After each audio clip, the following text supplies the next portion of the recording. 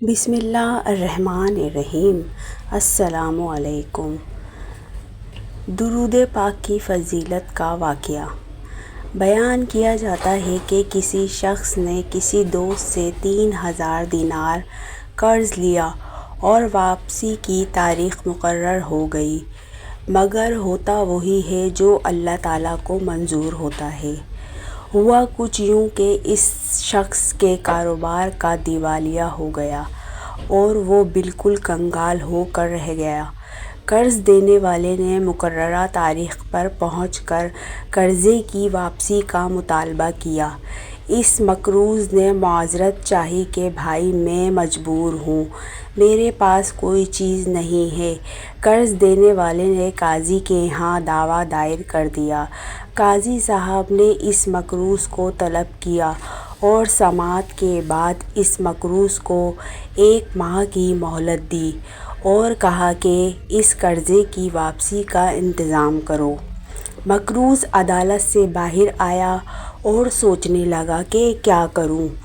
اسی دوران اسے رسول اکرم صلی اللہ علیہ وسلم کا ارشاد گرامی یاد آیا کہ جس بندے پر کوئی مصیبت، کوئی پریشانی آ جائے تو وہ مجھ پر درود پاک کی کثرت کرے، کیونکہ درود پاک مصیبتوں اور پریشانیوں کو لے جاتا ہے اور رزق بڑھاتا ہے۔ پھر ہوا یوں کہ اس نے اٹھتے بیٹھتے درود پاک پڑھنا شروع کر دیا۔ کرتے کراتے 27 دن گزر گئے تو اسے رات کو ایک خواب دکھائی دیا۔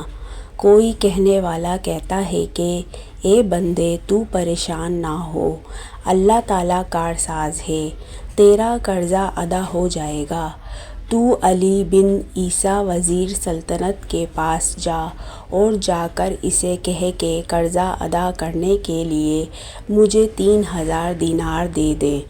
فرمایا کہ جب میں بیدار ہوا تو بڑا خوش تھا کہ پریشانی ختم ہو چکی، لیکن پھر یہ خیال آیا کہ اگر وزیر صاحب کوئی دلیل یا نشانی طلب کریں تو میرے پاس کوئی دلیل نہیں ہے۔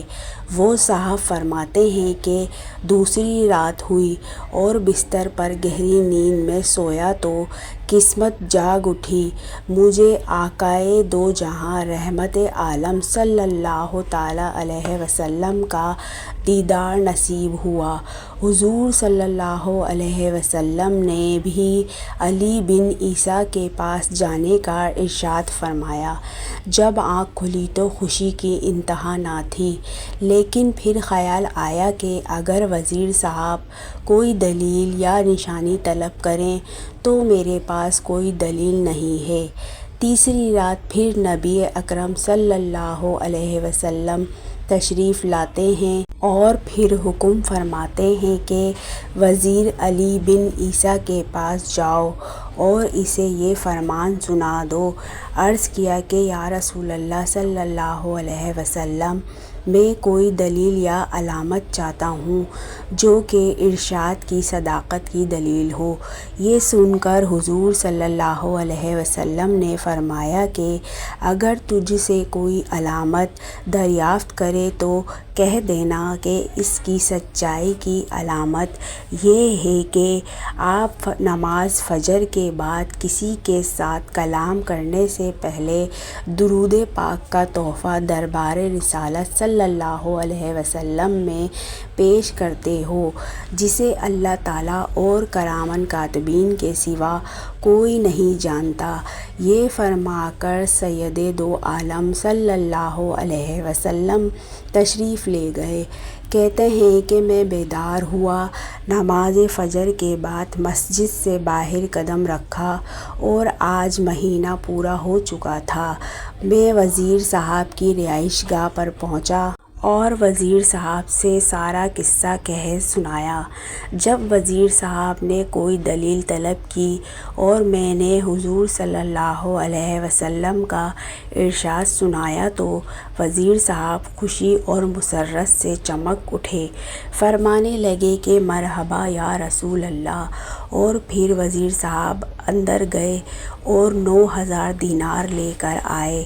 ان میں سے 3000 گن کر میری جھولی میں ڈال دیے اور فرمایا کہ یہ 3000 قرضے کی ادائیگی کے لیے ہیں۔